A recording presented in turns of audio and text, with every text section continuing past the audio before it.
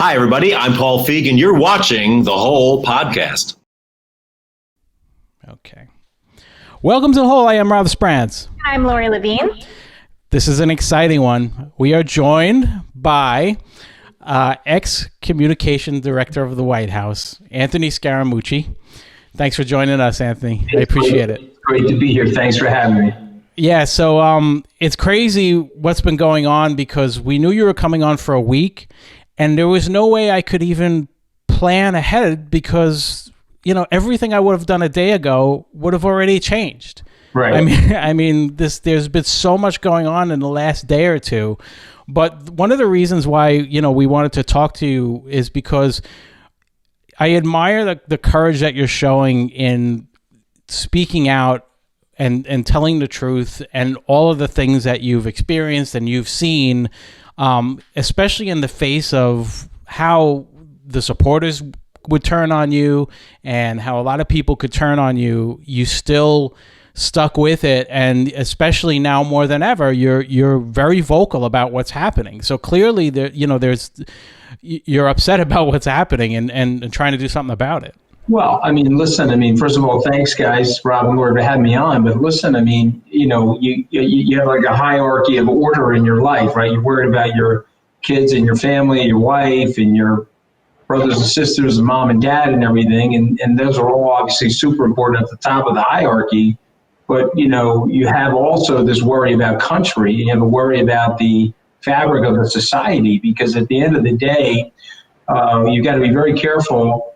Our country has so many great things going for it, and we have this great platform that we're all able to live on. What's included in that platform? Well, we have some level of certainty about our laws. We have some level of certainty about our court system, that it will be relatively impartial and won't be quote unquote rigged. We have certain ideas about our civilization where we think the social contract is not going to fray or rip apart. And so, you know, it's amazing, but you can get one person who either doesn't understand that or doesn't understand the sacredness of that, and it comes in as a full orange wrecking ball and starts to demolish those great institutions. So we have a president that I supported, and I supported him for the classical reasons. I mean, I've gone over many people. I was a lifelong Republican. There's two choices in a presidential election. I don't have anything against Secretary Clinton, but I was a lifelong Republican. When my guy, Jeb Bush, came out of the campaign, Mr. Trump, I think it was Ted Cruz and a few others, the last people standing, I knew Mr. Trump personally. And so when he called me and recruited me into the campaign, I went to go work for him. I normalized him. I thought, okay, he's done well. He's built a level of success. He's running for the presidency. We have this august admiration for the presidency, the office of the presidency. He's the successor of Abraham Lincoln and George Washington and Dwight Eisenhower, et cetera. Right. So you start to normalize somebody. You say, okay, well, they can't be that bad, right? Because they're going to be sitting in this Oval Office. And, you know, so those are classic mistakes. But here's the thing. If you make those mistakes and then you continue to roll with them, then I think that's where you're doing a disservice to your country, to your family, to your personal integrity. So I told Mayor Giuliani last year, when the president was telling the squad members, that would include Alexandria Ocasio-Cortez, et cetera, go back to the countries that you originally came from. I mean, what is he doing? I mean, they did that to my Italian-American grandmother in the 1920s, and it made her very upset. And I remember her talking about it in the late 60s and mid 70s. And so to me, you can't disavow this stuff. So now I'm stuck in the position of the equivocation. You can keep your mouth shut, go back to your business, and no harm, no foul. Or you can stand up and speak out about it and hopefully move a few people away from this nonsense so that we can have some level of restoration of sanity and order. And so, but, you know, look, we're in a very difficult spot. I mean, he's made the country weaker, he's made the country sicker, and he's made the country poorer. And for some reason, he still has 40% support. So maybe you guys When was did that better than your me. last book, Blue Collar President?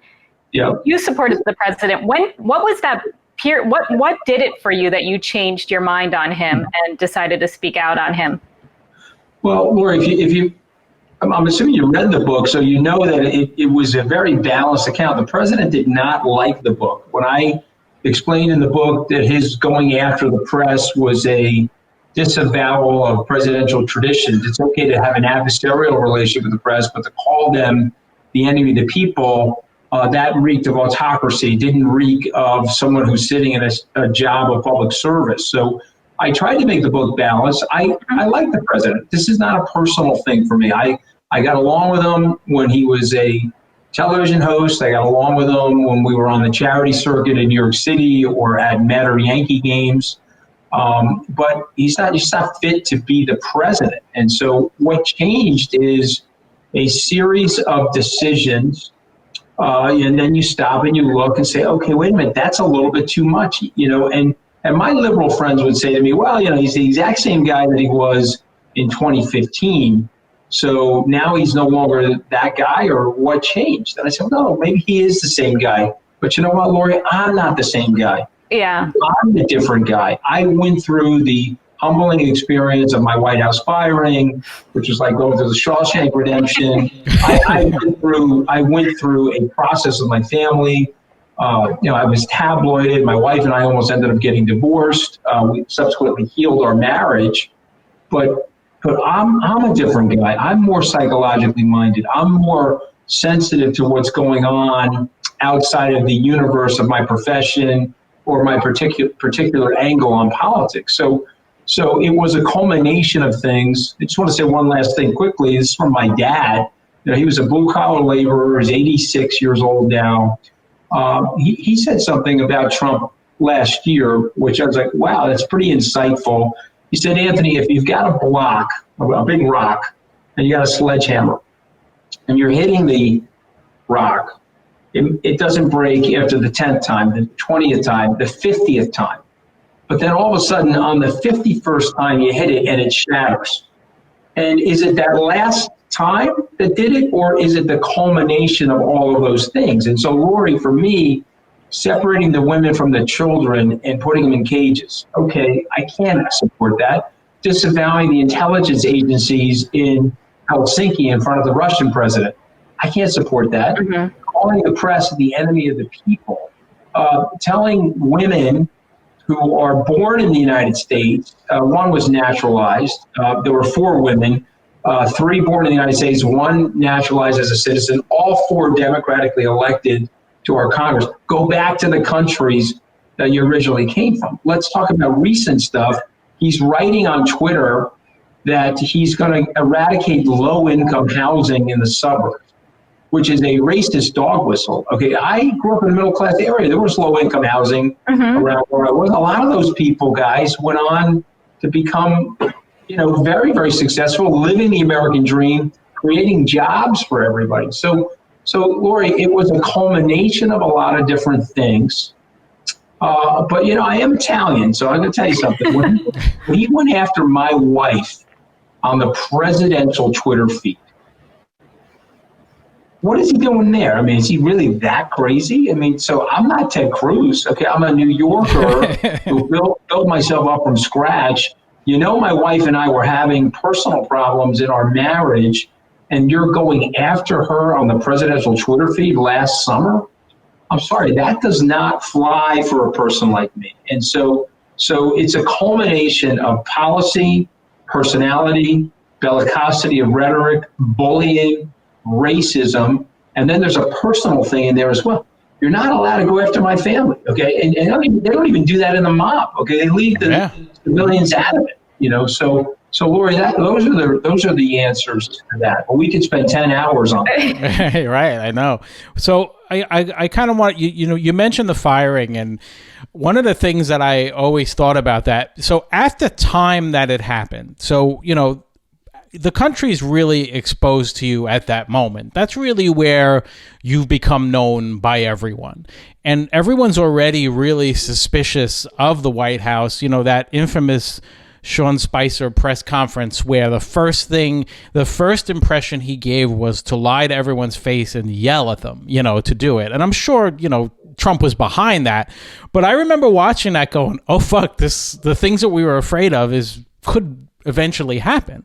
So the moment you were fired, and for the reason that you were fired, right now you probably would have been promoted compared to what the White House was then and it is now, and how far it's gone off the rails. Because of what I said about Steve Bannon, you're saying, right? Yeah, about Steve Bannon, which frankly you were right. Listen, I shouldn't have said what I said. I said it to who I thought somebody who I had a relationship with. I didn't have the relationship that I thought I had, and I can remember the conversation vividly. I said to him, well, if you're going to print that, I'm getting fired. Why would you do that? Why would you be that transactional?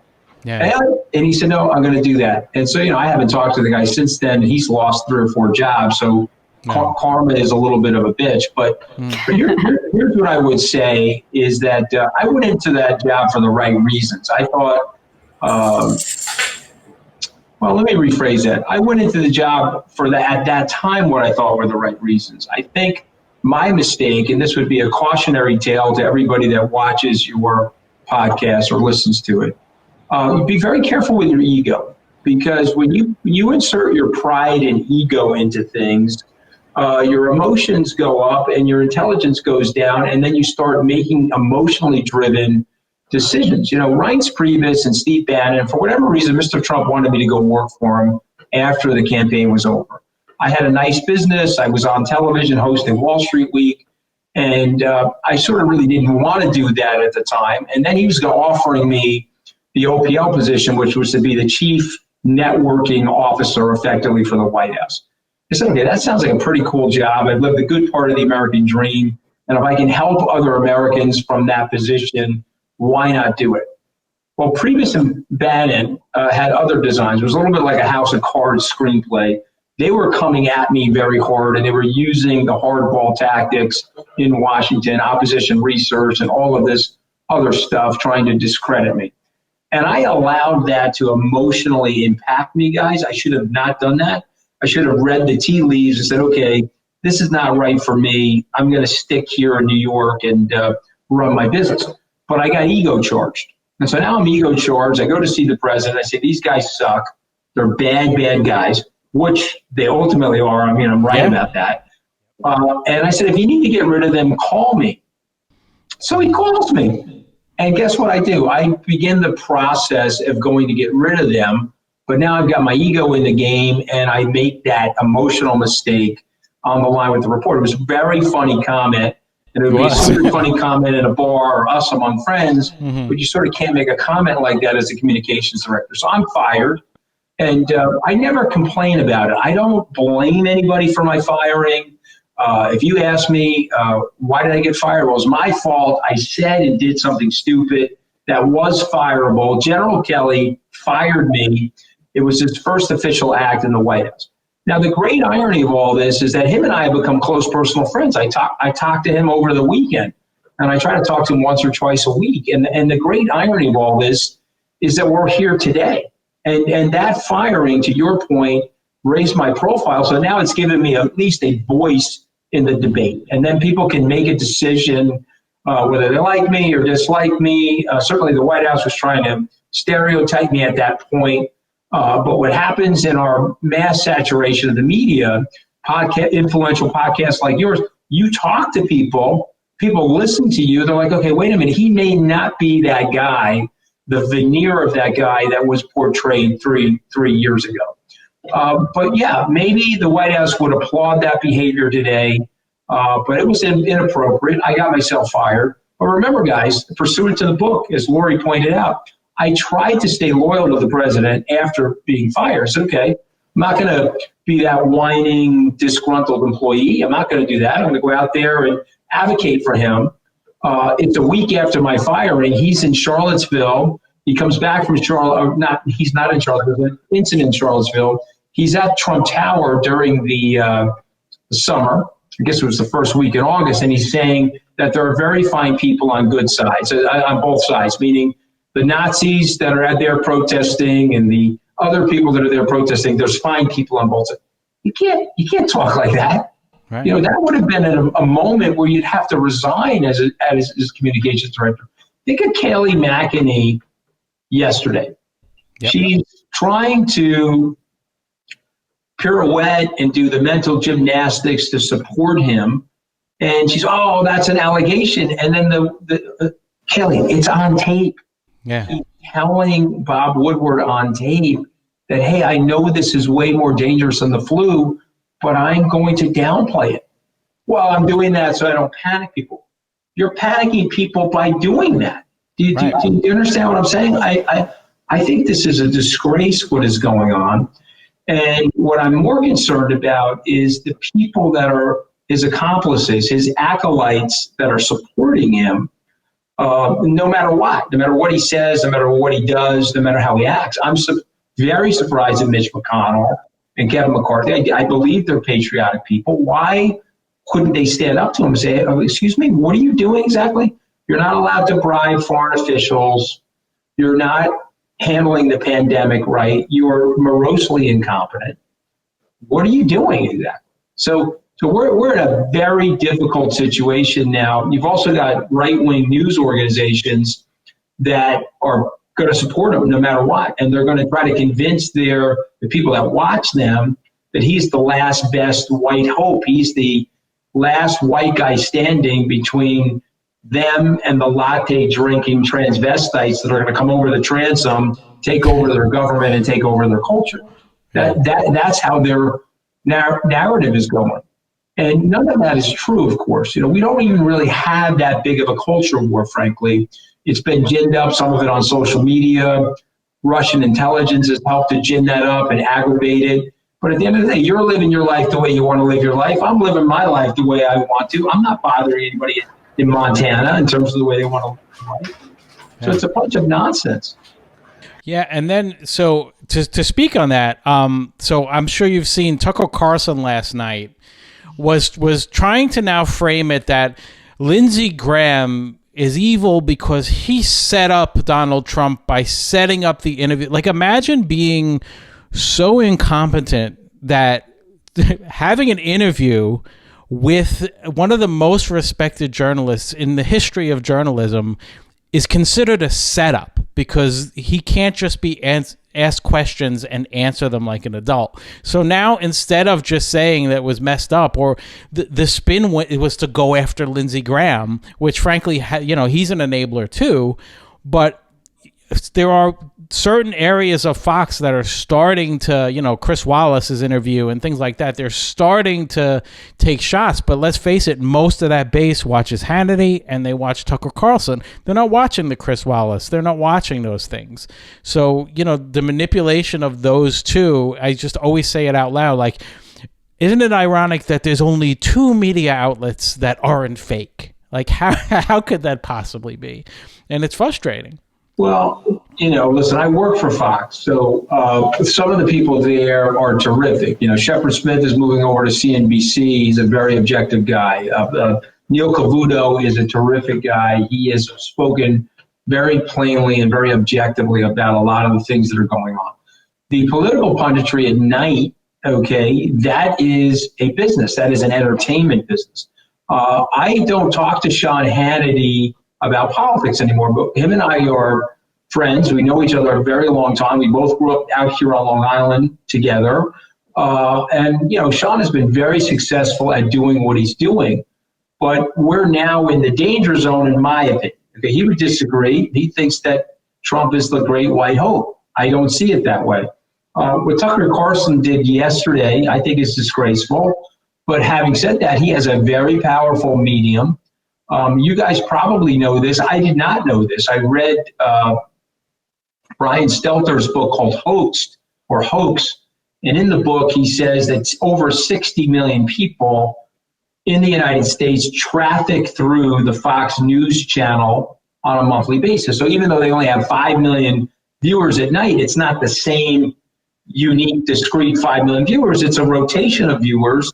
And when they do the math, you've got 60 or 70 million people watching that.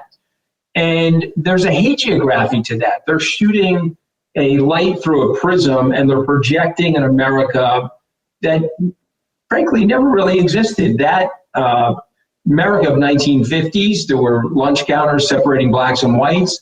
The America of the 1940s, at least up until 1947, there were no African Americans allowed in professional sports.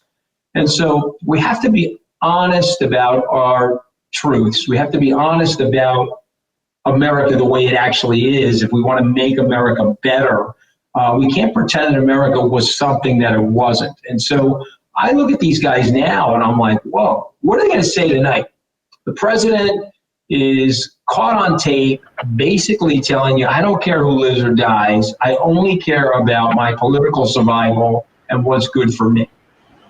And we're sitting here and we're rationalizing that. I want you to imagine the World War II generation, or a generation that had more civic understanding than this current generation, tolerating that. I want you to imagine people that fought in World War II, that brushed back communism and the Japanese militaristic dictatorship, sitting in the Congress saying, yeah, we're going to allow that. You know, Howard Baker and Bob Dole, years later, what they said about Richard Nixon was, hey, we saw our friends in puddles of blood and heads blown off in Europe and Japan, or in Asia. We saw their heads get blown off for this document and for the sacredness of our freedom. We can't have the President of the United States breaking laws. We can't have the President of the United States not taking the system and the organization of that system and its diffusion of power at the top, the checks and balances, and destroying it. We can't do that. And yet we have a group of willing accomplices. And so somebody 100 years from now will look back on that and say, what were we doing back then to allow a person to act like that? And why didn't good people, good men and women of courage, speak up? Why didn't they say, hey, this is just wrong? It's not good for our society. It's not good for our families. It's not good for the world. Yeah. And Anthony, another thing so we had Rick Wilson from the Lincoln Project on recently, and I love him so much. Yeah. And he was saying, like, Democrats seem to, like, basically fuck everything up, you know, like they have good intentions, but then they'll just release, you know, their whole platform as a whole. And I feel like they also mess up with Wall Street. And I'm wondering what you feel Joe Biden, like, luckily it is Joe Biden and it's not Elizabeth Warren or Bernie Sanders, which I think Wall Street would have just shut down for them. What do you think that Biden can do to bring in the hedge funds, the venture capitalists? Well, I think Rick's making a point. I know Rick well, love Rick. I'm a big supporter of the Lincoln Project, and I've done fundraisers for them. But I think what Rick is making the point that the Democrats are so focused on microaggressions and political correctness, and they're so focused on, like, okay, I don't want to offend this person or offend that person. You know, as an example, moderate Democrats know that they need to lay out a very robust economic plan, which includes fossil fuels and it includes normal economic activity in the modern era. But they've had a general reluctance in doing that because they don't want to upset the radical left and all of this Green Deal nonsense. And so Rick's point is that basically you're stepping on your message, you're stepping in the way of what could really be terrific social progress and what could really be a reinvention of the Democratic Party. Flip side, we've got Neanderthals, Lori, on the Republican Party, these knuckle-dragging Neanderthals. If they allow Trump to win again, or somehow he wins again, you're closing the tent of that party. You're not expanding that tent. Right. That party will be an aging demographic fossil. It'll be a minority party for generations. We have an opportunity in the Republican Party, Rick Wilson, myself, Reed Galen, we have an opportunity to heal that party and to heal the schism. That schism is worse now than the Jerry Ford, Ronald Reagan schism in 1976 in that party. It needs to be reknitted, and the tent needs to be opened to a broader demographic of people, a broader economic strata of people. And so I think Rick Wilson's right. The Democrats don't take the gloves off. If you look at the Lincoln Project ads, they are way more powerful and way more devastating against Donald Trump than anything that I have seen produced by the Biden campaign or by the PACs associated with the Biden campaign. Yeah. And, you kind of mentioned coming from the Wall Street world, how do you feel about how the market does and how the economy does with a Republican versus a Democratic? Because the numbers seem to indicate that the economy does better under a Democratic president. Is that a myth, or do you think that that's really what happens, or is it just blind luck? It happened to work out that way over the last couple of presidents. I'm not sure. It's a really good question because I've studied the Yale Hirsch and Jeff Hirsch's Stock Trader Almanac, and it does seem to be the case. I can explain to you something that we have to do, Democrat or Republican. This is not a left or right idea, Rob. This is a right or wrong idea. We have to create a platform of equal opportunity in our society. So when Andrew Yang is talking about universal basic income, we have to study that. We have to see if that could potentially close the gap or create more aspiration in the lower income or lower middle income strata of the economy. And so I look at universal basic income. My Republican friends say, oh, that's a handout and that's welfare. I see it as the opposite. I see, well, the society is set up where it's relatively unfair. There is white privilege in the society. There is systemic racism in the society. We can pretend that there isn't, but we all know that there is. And so therefore, we could set up certain things in the system from a policy perspective that can even out the system and make the system fairer. We had a lot of great things going on after World War II. My dad, who was a blue-collar worker, got a very high hourly wage because we were the last standing industrial power and we were in an economic boom, the result of which a lot of blue-collar families, like my own family, lived in the middle class. Now that we've got this increased competition, several billion people being onboarded into Western-style capitalist system, the Western-style capitalist system, you're getting a reduction in price for labor. You're getting excess factory supply. And this is causing people like my dad, and I said this to Mr. Trump in the 1976 wages that my dad had, if you priced them in 2016, I said to Mr. Trump, his wages would be down in real economic terms about 26%. Wow. Well, guess what? That means we're on the poverty line. Okay, at the wages he had, we're in the middle class. I've got a Schwinn bicycle. We're taking an air conditioner in and out of the window, and everybody's fine, eating a lot of macaroni, down 26%. We're on the poverty line. Okay, and so, I have a lot of empathy for that. And so we have to fix that. And so Democrats, rightly or wrongly, okay, they've tried to put in place systems that create a little bit more equality, whether it's the Social Security Act, the Medicare Act in the 60s by Lyndon Johnson. And so when you're creating more fairness, the economy and the stock market seem to be doing better, Rob. When you're creating more of a division, it doesn't do as well. You don't have time for me to get into the whole monopoly thing. Right. We have so many things going on right now that have to be disrupted. We have too much monopoly power in 6 or 7 companies, and those companies have to be broken up. They just have to be. And I can explain it to you. You don't really have the time for me to go into it, but it'll make the country more powerful. And I'll take you back to AT&T. It controlled all the phone lines and all the phone systems in the United States up until, believe it or not, 1984. When Judge Harold Green said, we're breaking this monopoly up, it unleashed a technological wave and a telecommunications wave that transformed the world and the economy. You wouldn't have Facebook and Google and all these great companies if we didn't break up that monopoly that was sitting on all of that technology. Okay, so you had Bell Labs creating all these great ideas, but they were suppressing them because they were getting very high economic rent off of a copper phone line. Yeah. And so you have to break those things up. And so I don't have all the answers, certainly, but let me tell you something. I'm going to be fighting over the next 55 days. We got to get rid of this guy. This guy's got to go if we're going to heal the country. Yeah, which brings me back to John Kelly for a second. You mentioned you guys were friends.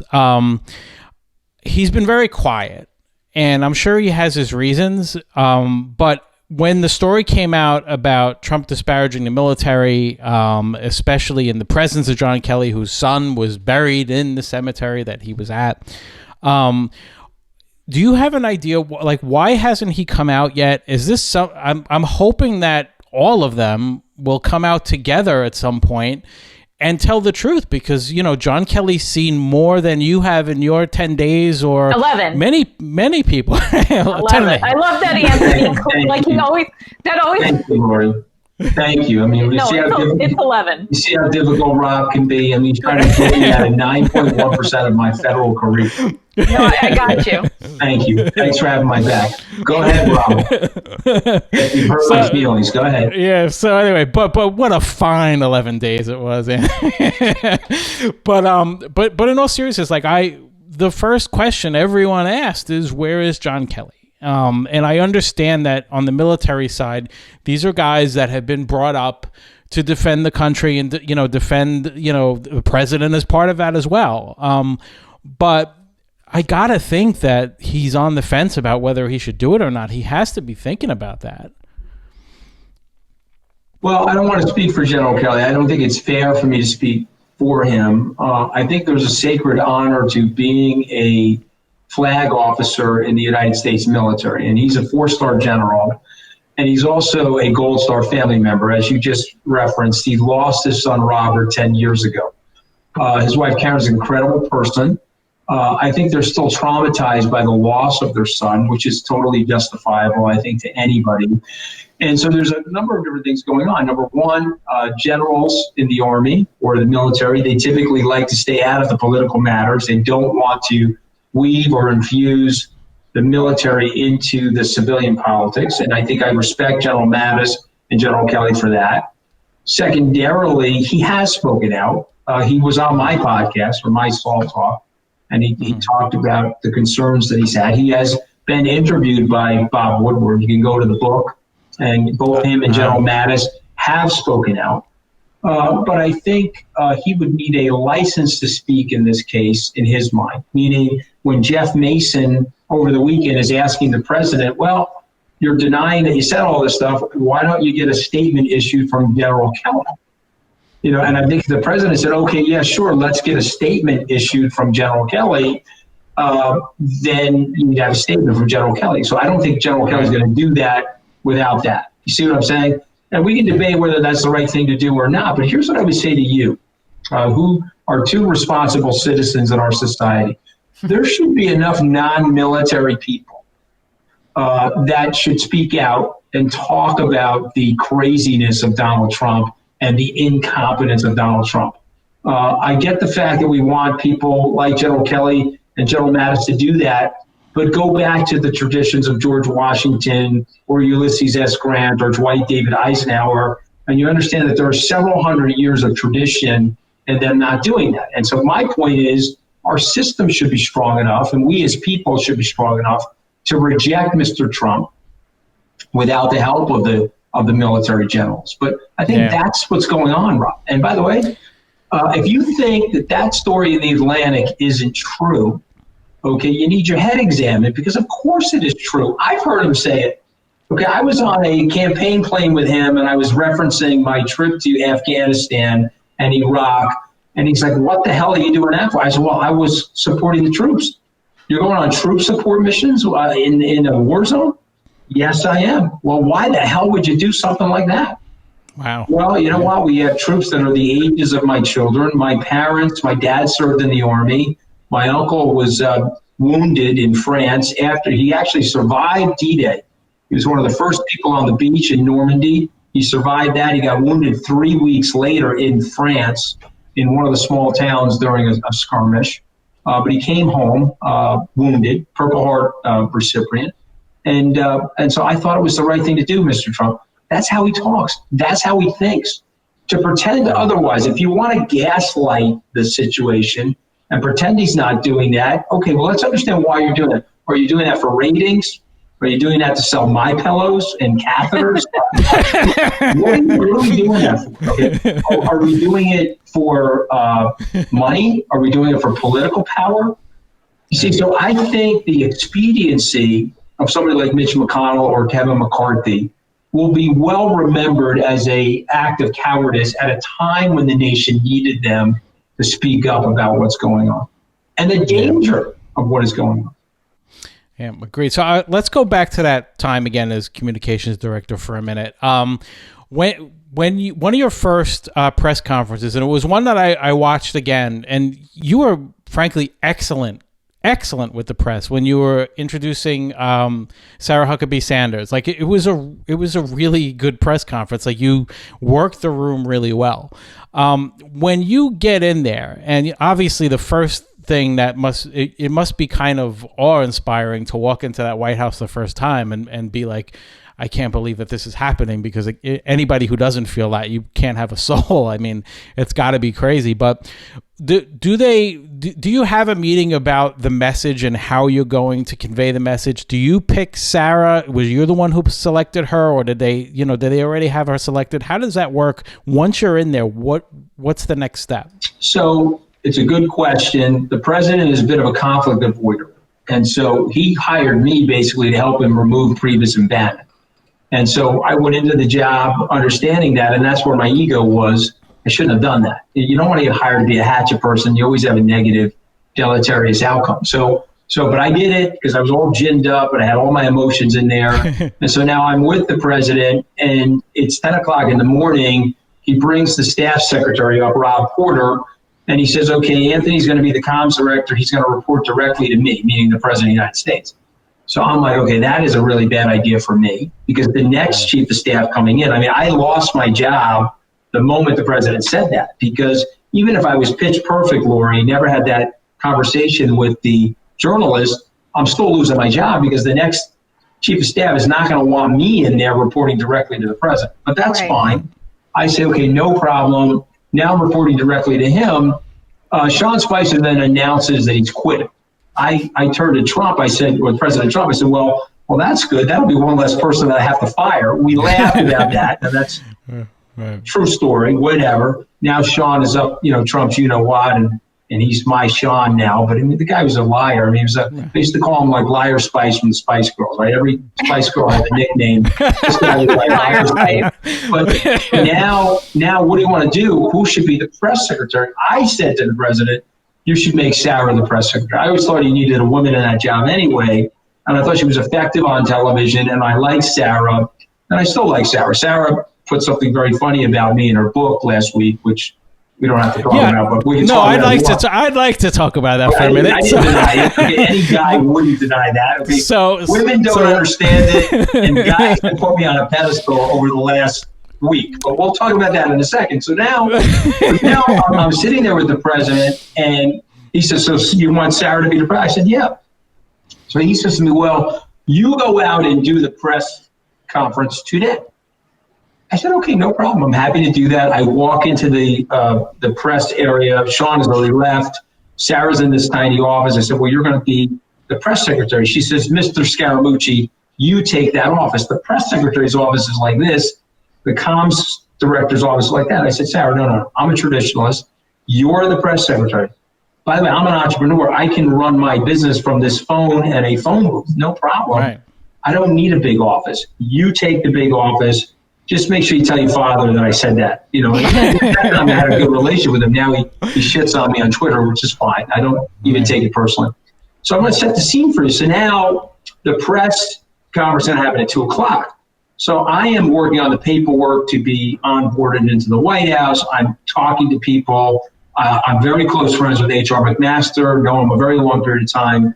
We're talking about certain things. The vice president and I know each other from the Republican Governors Association. And now it's 1:30. I walk into the press room, the press office where Sarah is sitting. She's got the 35 people from the comms department sitting in there. So, hey, guys, how are you? Great to meet all of you. Okay, we're here to brief you for your press conference. You're here to brief me? Yes, I am. We're all here to brief you. Okay, great. What are we briefing me on? Well, we're going to go over Iraq, Afghanistan, our situation with Korea, the economy, the aluminum prices. I said, whoa, we're not doing that. You're not filling my head with all that gunk before I go to speak to the American people. I'm not doing it. Just relax. I will take the questions. Everybody calm down and relax. And so I walked out there. I introduced Sarah, obviously, and then I took 30 or 40 minutes of questions, whatever it was. And somebody said, well, you said the president could throw a ball through a tire. You're a bullshit artist. So I have the YouTube clip of him doing that in the Buffalo Stadium with Jim Kelly. Okay, the guy threw the ball through the tire. I'm sorry that he did that. You may not like the president, and I don't want him to be the president, but I don't demonize the president. I'm not objectifying him. I think it's a great danger when people demonize people. They lose the people that are supporting them. I would rather talk to the people candidly and objectively, not demonize them. So I do that press conference, Rob. I come off the podium. I walk upstairs. The president is in the study off the Oval Office. I cross through the study. He's like, wow. He goes, that was great. And the White House usher said, Mooch, that was great. I said, okay, great. But I can't tell you who, but there was a senior cabinet official that I'm still very close to said, not great.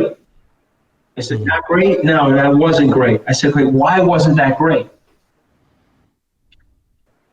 There's only one star on this stage, and there's only one spotlight on this stage, and that's for Donald Trump. It is a one-man Broadway show, and that wasn't great. You trust me.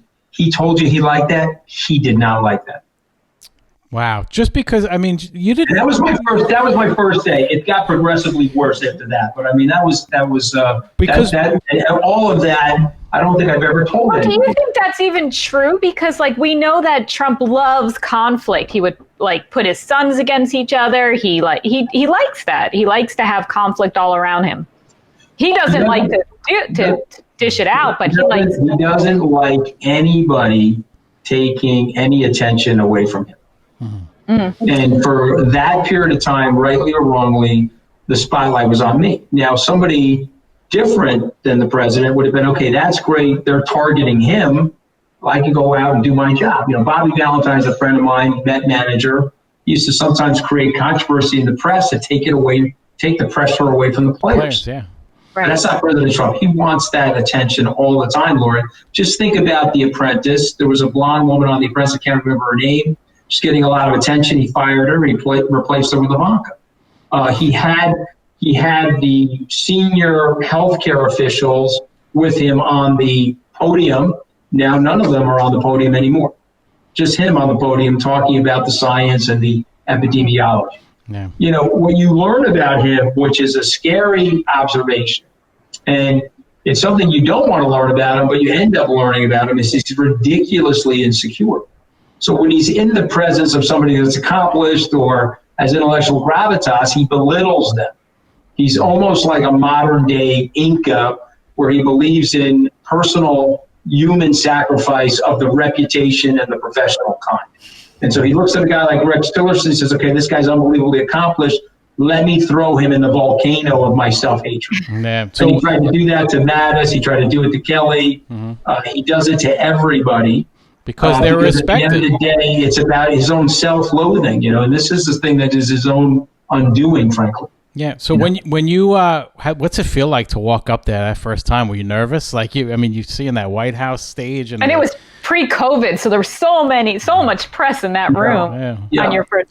Well, no, I wasn't nervous, but thank you, honey. I just got a call from my wife. See that? I was like, I'm on the air. Okay, sorry. She doesn't have her hair and makeup done, so she's not going to give me any props. I understand. Thank you, Stan. I got the little Nikki Scaramucci from school there. No, I wouldn't say that I was nervous. I wouldn't say that here's the thing. If you've been on television, it's like what Malcolm Gladwell says, if you've done 10,000 hours of live television, you're not that nervous. If that was my first television event, I probably would have fainted. I'm a human being. I was nervous the first time I was on TV, but I wasn't nervous. No, I thought that I had a job to do. I knew a lot of the people in that room. And what you do in that situation, you dial into the moment. It turned out that there were several million people watching. I don't know the exact number, but it was a fairly large number internationally watching that press conference. Mm-hmm. And you don't think about that. You dial into the moment, who you're with, and what you think is the right thing to do in that moment. Yeah, so I know you have limited time, and we have to. If ask me, who am I promoting? I'm promoting Nicky Scaramucci. There you go. We'll have Nicky on separate. He's going into the first grade, Nicky, and he's going to be out. I mean, my wife's got him in a full hazmat outfit. It looked like Neil Armstrong at the moon landing. He's going in the first grade. One large leap for Nicky. Well, I know you have limited time. I want to thank you again for joining us. I do have one or two quick things. Firstly, sure. This is pretty obvious, but I'm going to ask you straight out. Are you voting for Joe Biden? Oh, 1,000%. Okay. I've endorsed the vice president. I have, I can't tell you what I'm doing for the vice president because it's supposed to be a surprise, so we'll leave it at that. Understood. And I've got a number of different things that I'm doing. If you go to my Twitter feed, during the Republican convention, I gave a 10-minute speech. It was a live speech that I broadcasted on Twitter, and I pinned it to the top of my Twitter feed. It has about 380,000 people have viewed it so far, where I'm making a case for the American democracy, and I'm explaining the danger of President Trump. And whether you're a Republican or a Democrat, you're a patriot first, you're a partisan second, and we have to vote him out of office. Yep. After we vote him out of office, we can then restart the ideological fight. But we need to save the system, and we need to save the systemic threat that Mr. Trump represents with his acolytes. And so I make that case in about a 10-minute speech on my Twitter feed. So awesome. And in that, I'm endorsing the vice president. And by the way, the vice president came to my conference, at the SALT conference. I was with him in Davos, working on the equality for gay marriage around the world. And so, I am a Republican, but I am a socially inclusive person. I'm very agnostic about what people should do with their personal lives and with their bodies. They have the right to do what they think is right for themselves. In the true spirit of libertarianism, in the true spirit of what I think the ideas that founded and the principles that founded the country.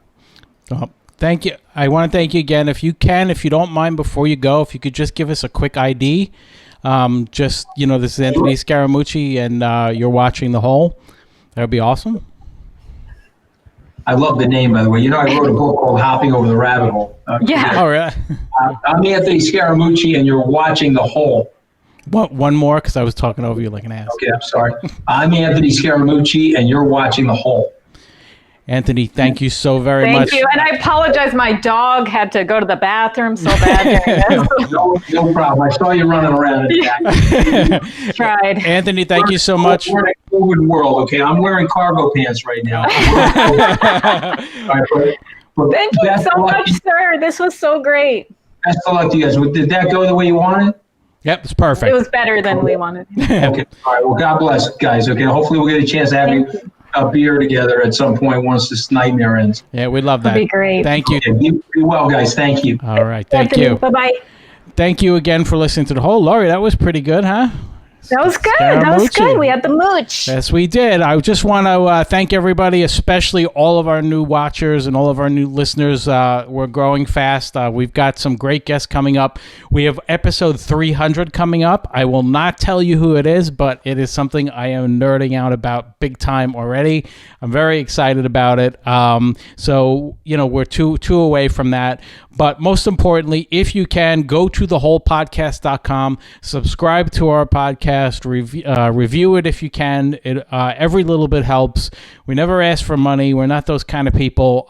We just want to... We accept money, though. We do accept money. But we're not going to ask. Yeah, you can send money directly to Lori if you want. But it is... It's been a very exciting run, and we're just getting started. There are so many more guests that we're going to bring on that we have in mind. It's not always going to be political, but once in a while, what's happening in the world should be reflected here. And we never used to 55 days. Yeah, we never used to do that before. So register to vote, no matter whether you watch this and can't stand the mooch and love Trump, or you love Biden, whoever it is. It's important that you register to vote. So get yourself registered. Early voting is very, very important. But even more important than that is to subscribe to the whole podcast, and you'll get tons of great content coming your way. We're going to keep doing this every week, and that's it. Later, motherfuckers. Bye. So he was great, huh? Yeah, great. You're so